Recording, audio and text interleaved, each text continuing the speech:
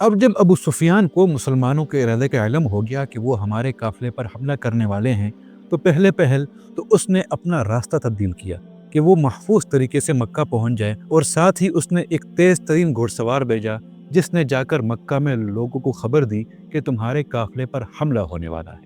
قریش نے یہ خبر سنتے ہی 1000 کا لشکر تیار کیا جس میں 100 گھوڑے اور 700 اونٹ شامل تھے۔ نبی کریم صلی اللہ علیہ وسلم نے صحابہ سے مشورہ کیا تو انصار کے سردار سعد بن معاذ رضی اللہ تعالی عنہ نے کہا، اللہ کے رسول، اگر آپ ہمیں سمندر میں کودنے کا حکم دیں تو ہم کودنے کو تیار ہیں۔ اب جب دونوں لشکر آمنے سامنے ہوئے تو جنگ سے قبل عتبہ بن ربیعہ، اس کے بھائی شیبہ اور بیٹا ولید کفار کی صف سے نکلے اور مقابلے کا چیلنج دیا۔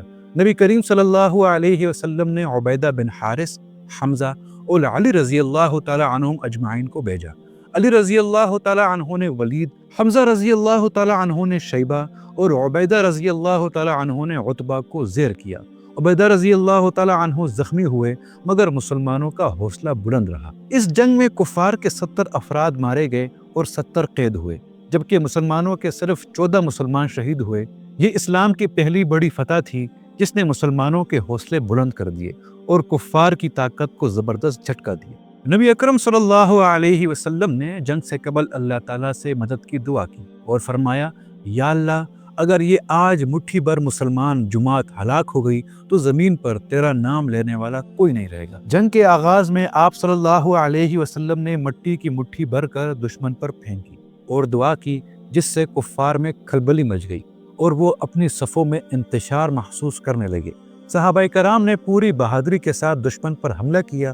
مشرکین پسپا ہو گئے اور ان کے کئی نامور سردار مارے گئے اور بہت سے گرفتار بھی ہوئے۔ اللہ تعالیٰ نے مسلمانوں کی مدد کے لیے 1000 فرشتے نازل فرمائے جو گھوڑوں پر سوار تھے اور سفید لباس میں نظر آ رہے تھے۔ اس مدد کی وجہ سے کفار پر ہیبت طاری ہو گئی اور ان کے قدم اکھڑ گئے۔ ایک صحابی نے دیکھا کہ ایک مشرک پہلے ہی زمین پر گرا پڑا ہے اور اس کی گردن کٹی ہوئی ہے، حالانکہ کسی نے اسے تلوار سے نہیں مارا۔ نبی کریم صلی اللہ علیہ وسلم نے فرمایا، اس مشرک کو مارنے والا ایک فرشتہ تھا اور وہ ایک گھوڑے پر سوار تھا اور اس گھوڑے کا نام حیزوم تھا۔ ابلیس سراقہ بن مالک کی شکل میں مشرکین کے لشکر کے ساتھ تھا اور انہیں جیت کی امید دلا رہا تھا، لیکن جب اس نے جبرائیل علیہ السلام اور دیگر فرشتوں کو دیکھا تو ڈر کر بولا، میں وہ کچھ دیکھ رہا ہوں جو تم نہیں دیکھ رہے، اور وہ جنگ سے بھاگ نکلا۔